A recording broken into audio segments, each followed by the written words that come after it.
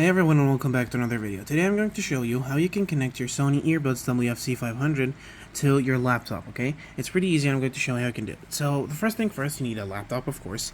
And this laptop needs Bluetooth on, actually. If you don't have Bluetooth on your laptop, or your PC, this is not going to work. So, once you actually click on Manage Bluetooth Devices, you're going to go onto more Bluetooth settings, and then you're going to click on Add a Device. When you click on Add a Device, before you click on Bluetooth, you're going to get your Sony wf-c500s, and you're going to get them both out, okay? Both out. I've got them both here, as you can see.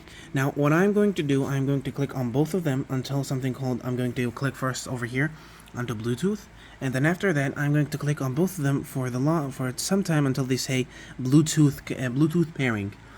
Okay, when they say Bluetooth pairing, they're supposed to show up here.